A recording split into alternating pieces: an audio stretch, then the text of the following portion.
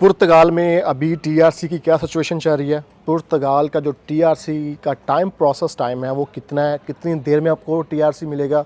पुर्तगाल के अंदर अभी जो लोग 2022 वाले उनको कब की ईमेल्स मिल रही हैं, कब का टाइम मिल रहा है उनको भाई बायोमेट्रिक के लिए, ये चीज़ें डिस्कस करने जा रहे हैं आपके साथ। वीडियो कंटिन्यू करने से पहले रिक्वेस्ट है कि चैनल को सब्सक्राइब लाजमी कर दीजिएगा। जैसे कि आपको पता है कि मैं काफ़ी दिनों से ट्रैवलिंग पे था, डिफरेंट कंट्रीज़ घुमा हूँ, डिफरेंट प्रोग्राम और डिफरेंट चीज़ें मुझे पता चली हैं जो आपके साथ शेयर टाइम टू टाइम करूँगा। अभी ट्रैवलिंग में टाइम नहीं मिलता वीडियो रिकॉर्ड करने का, तो फिर मुश्किल हो जाता है। तो अगर आप कोई लीगल असिस्टेंस लेना चाहते हैं यूरोप में, स्पेशली फैमिली सेटलमेंट की, तो फैमिली के लिए हमारे पास बड़े अच्छे प्रोग्राम हैं। पुर्तगाल का ऑप्शन बंद हुआ तो दूसरे ऑप्शन बहुत ज़्यादा और बड़ी कंट्रियों में ऑप्शंस हैं जो कि लोगों को पता ही नहीं है। तो मेरा काम है, मैं खुद इसलिए एक टूर पे निकला हुआ था। बहुत सी कंट्रीज़ के अंदर प्रोग्राम जहाँ पे आपको पीआर भी जल्दी मिल जाता है और 5 साल बाद आप सिटीजनशिप भी अप्लाई कर सकते हैं। खैर ये बात की बातें, आज हमने आपको इन्फॉर्मेशन देनी पुर्तगाल से रिलेटेड। पुर्तगाल में जैसे आपको पता है कि पुर्तगाल में आर्टिकल 88 और 89 बंद हो चुका है। अब लोगों के पास कोई ऑप्शन नहीं है। अभी 4-4.5 लाख और 5 लाख भी कह रहे हैं कि 5 लाख तक जो इमिग्रेंट्स हैं उनका क्या बनेगा। पहले मैं आपको ईमेल की अपडेट देता चलूं कि ईमेल की जो अपडेट है 2022 में, जिनकी नवंबर अक्टूबर में जिनकी फाइलें लॉक हुई थी, उनके जो बायोमेट्रिक का टाइम पीरियड है वो 2024 नवंबर अक्टूबर नवंबर दिसंबर में मिल रहा है, यानी कि अभी इस साल के एंड पे मिल रहा है। ये 2022 वालों की बात कर रहा हूँ। अभी 2023 पूरा पड़ा हुआ है, 2023 पूरा पड़ा हुआ है और 2024 भी आधा पड़ा हुआ है, यानी कि 1.5 साल के लोग अभी केसेस पड़े हुए हैं। तो अगर 2022 वालों को इस महीने यानी कि 5 महीने बाद की, 4 महीने 5 महीने बाद की डेट मिल रही है, तो उसी हिसाब से आपको जो 2023 वाले बिगिनिंग वाले हैं या मिड वाले हैं, उनको आप कर लें कि 2025 के लास्ट पे जाके, मिड या लास्ट में जाके आपको अपॉइंटमेंट्स मिलनी है। और ये प्रोसेस, जो मेरा एनालिसिस, हर बंदे का अपना ओपिनियन होता है, कमेंट करके आप भी बता दीजिएगा। मेरा अपना ख्याल है ये जो केसेस हैं, पेंडिंग केसेस हैं, 2026 तक क्लियर नहीं होंगे, क्योंकि जो आईमा का प्रेसिडेंट था उसने भी प्रेस कॉन्फ्रेंस में कहा था कि कुछ हम मैक्सिमम जोर लगाएंगे कि 2025 के लास्ट तक क्लियर करें। मेरा ख्याल जो फिगर्स हैं, मुझे अभी तक याद है कि आईमा के प्रेसिडेंट ने बोला था 2,70,000 हम जो केसेस हैं वो 2025 तक हम क्लियर कर पाएंगे। बड़ी भी जोर मारें जिसमें हमें मैन पावर की प्रॉब्लम ना आए, सिस्टम हमारा चलता रहे, स्मूथली हो, तो फिर हम बड़ी जोर लगा के तो 2025 तक 2,70,000। अब जो 1.5 लाख लोग बाद वाले हैं जो, उनका क्या होगा? वो फिर ऑफ कोर्स वो 2026 पे जाएंगे, तो इसका मतलब है 2026 के लास्ट तक एक्सपेक्टेड है आपको जो 23 वाले हैं उनका टाइम आएगा। तो आपको ये अपना टाइम फ्रेम अपने जहन में रखना है। बाकी जो ईमेल है, ईमेल लोगों को आना शुरू हो गई, जिन्होंने पेमेंट्स की थी उनको पेमेंट्स ईमेल्स रिसीव होना शुरू हो गई हैं। स्टेप बाय स्टेप चलेगा सिस्टम सारा, वो खुद ही ईमेल्स दे रहे हैं। अब ईमेल्स आपको नॉर्मली 4-5 महीने बाद की आ रही है।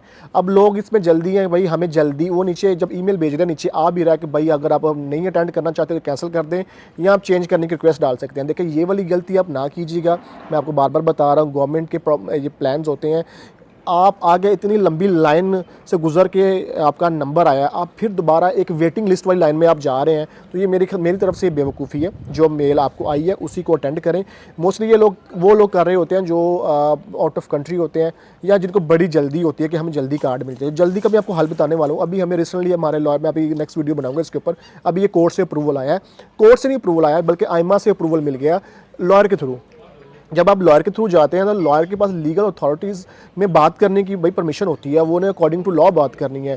तो ये लॉयर ने, यानी कि 6-5 महीने बाद की डेट थी जो लॉयर ने 1.5 महीने बाद की करवा दी वहाँ खुद जाके पर्सनली। अगर आप इसको ऑनलाइन करते हैं, चेंज करते हैं, तो ऑनलाइन एक पूरा एक ऑनलाइन पोर्टल है, प्रोसेस है, लाइन है।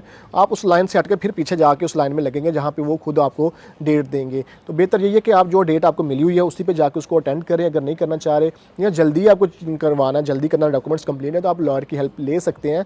प्रोफेशनल लॉयर्स का जो उनको पता है हमने काम कैसे करना है कैसे नहीं करना, वो आपकी हेल्प करेंगे। तो अगर आपको लॉयर की असिस्टेंस चाहिए तो आप मुझे कमेंट कर सकते हैं, इंस्टाग्राम में मैसेज कर सकते हैं। मेरे ऑफिस का कॉन्टैक्ट डिटेल भी नीचे आ रहा है, आप ऑफिस विजिट कर सकते हैं, ऑफिस वाले नंबर पर कॉन्टैक्ट कर सकते हैं। बेहतर है ऑफिस विजिट करें, आपको लॉयर से भी मीटिंग करवा दी जाएगी फेस टू फेस, ताकि आपके जितने भी डाउट्स हैं वो क्लियर हो जाएँ।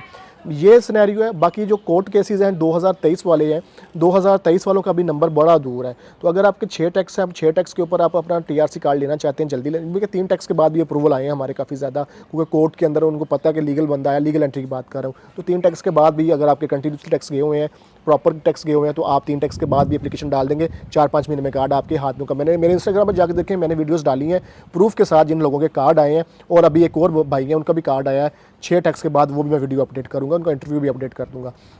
तो ये सिनेरियो जी, अब टीआरसी का जो टाइम पीरियड है जो 2022 वाले हैं, ये अगर ऐसे नॉर्मल वे में चलते हैं तो 2026 का ये अपना जहन में रखें।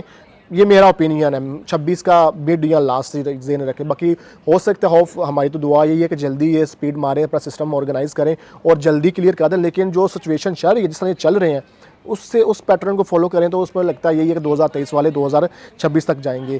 तो नॉर्मली आपको टीआरसी जो कार्ड है वो तकरीबन 2 साल लग जाएंगे लेने में। टाइम पीरियड वही अभी तक शॉर्ट नहीं किया इन्होंने। आगे मज़ीद लोगों का कहना ये भी होता है कि क्या ये इमिग्रेशन अब ओपन होगी दोबारा फाइल लॉक सिस्टम। देखिए अभी तक तो कोई ऐसी कन्फर्मेशन नहीं। जो मेरा अपना ख्याल है, मेरा अपना ओपिनियन है कि 2-3 साल तो शायद भूल जाएं आप, अगर इन्होंने अपना कोई चेंज किया प्लान, क्योंकि ये गवर्नमेंट इमिग्रेंट्स के अगेंस्ट है। जो इसकी अपोजिशन में पावर में बंदा आया वो भी इससे बड़ा रेसिस्ट है इमिग्रेशन को लेके, इमिग्रेंट्स को लेके। तो दोनों का डिसीजन यही है कि हमने इमिग्रेंट्स को, हमें स्किल्ड वर्कर चाहिए और हमें जो है यहाँ जो पुर्तगाली स्पीकिंग कंट्री के लोग हैं वो चाहिए। तो मेरा अपना ख्याल है कि ये थोड़ा टफ हो जाएगा। हाँ, दूसरे जो आर्टिकल्स हैं, जैसे आप आगे हैं, जो फैमिलीज़ वाले लोग आए हुए हैं वो फंस गए यहाँ पे। अगर ऑप्शन नहीं है, एक कंट्री में इकॉनमी इतनी स्ट्रॉन्ग नहीं है, काम नहीं मिलता, लोग अफलातून चीज़ें बड़ी सुनाते हैं मीडिया के ऊपर, सोशली चीज़ें कुछ और है, ग्राउंड रियलिटी। और जो मुझे लोग फॉलो करते हैं उन्हें पता है मेरी बात, जो मैं उनको बताता हूँ, जो कहा है वो बताता हूँ। अगर मैं किसी को गलत गाइड करूँगा तो भाई नीचे ज़रूर बताइएगा कि आपने मुझे गलत इस बात पे गाइड किया था। तो सीन ऐसा है कि आपके पास दूसरी कंट्रीज़ में बहुत ज़्यादा ऑप्शंस हैं। आप वहाँ जाके पीआर भी ले सकते हैं, 5 साल बाद सिटीजनशिप भी अप्लाई कर सकते हैं, सैलरी भी अच्छी मिलती है और बच्चों के बेनिफिट्स बड़े अच्छे मिलते हैं। तो पुर्तगाल इन हवालों से थोड़ा अभी पीछे है बेनिफिट्स और इन चीज़ों को लेके, क्योंकि हम नए नए आते हैं तो हमारी एडजस्टमेंट होना बड़ा प्रॉब्लम होता है। और ऐसी कंट्रीज़ है जहाँ पे आपको लैंग्वेज बैरियर भी देखने को, लोग 80-90% इंग्लिश बोलते हैं। तो यहाँ पे सेटिंग, और ऐसे कंट्रीज़ भी हैं जहाँ पे आपके बच्चों की स्कूलिंग भी इंग्लिश में होती है और फ्री ऑफ कॉस्ट होती है। तो ऐसी कंट्रीज़ भी हैं, इंशाल्लाह साथ साथ आपको अपडेट करूँगा। तो भाई ये था कि आपने टीआरसी का जो टाइम पीरियड है वो 2 साल है, वो 2 साल लगने हैं आपको। जो मौजूदा केसेस हैं ये 2 साल अपने जेल में रखिएगा।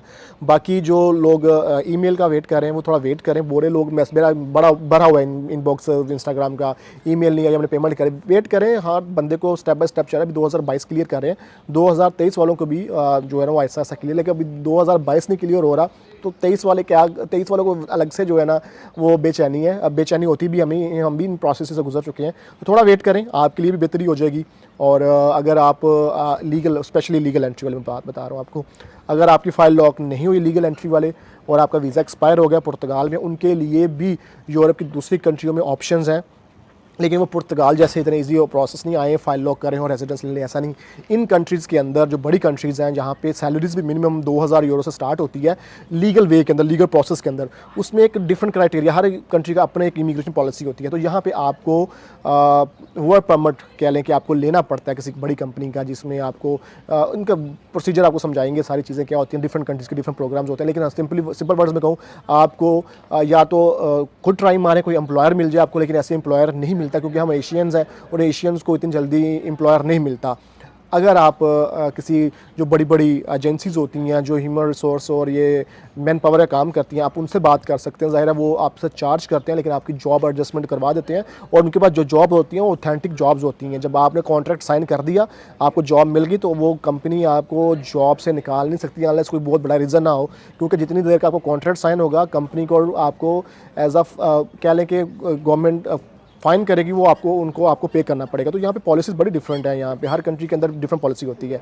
तो या उनके लिए ये ऑप्शन भी है जो पुर्तगाल में आया, फाइल लॉक नहीं हुई और उनके पास अब वो कोई ऑप्शन नहीं है, तो दूसरी कंट्री में जाके वो परमिट के अंदर कन्वर्ट करवा सकते हैं।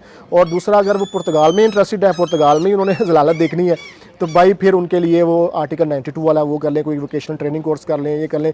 लेकिन मैं रिकमेंड यही करूँगा कि सोच समझ के करें, क्योंकि फाइनेंशियली भी इंसान को कुछ ना कुछ चाहिए ना। पेपर तो खाली लेके नहीं बैठना। पुर्तगाल में आपको पता ही है जो रह रहे हैं मैं उनको कुछ नहीं समझाऊंगा, उनको बेहतर पता है पुर्तगाल के हालात क्या हैं क्या नहीं है। तो ये थी आज की इन्फॉर्मेशन, मोटिवेशन आपके लिए। ट्रैवलिंग पे हूँ अभी और इंशाल्लाह जैसे ही मैं कुछ ही दिनों में पुर्तगाल वापस पहुँच जाऊँगा। जैसे ही पहुँचता हूँ तो फिर आपके लिए कुछ चीज़ें हैं, कुछ प्लान्स हैं, स्पेशली वो लोग जो गल्फ साइड से मूव करना चाह रहे हैं फैमिलीज़ के साथ, उनके लिए बड़े अच्छे प्रोग्राम है। 5 साल में PR, मिनिमम 2000 यूरो सैलरी, 4 साल का कार्ड, मज़े ही मज़े हैं भाई। फैमिली फुल सपोर्ट मिलेगी, फैमिली बच्चों का ख़र्चा मिलेगा, फैमिली गवर्नमेंट की तरफ से आपको हाउस अलाउंसेस भी मिलेंगे।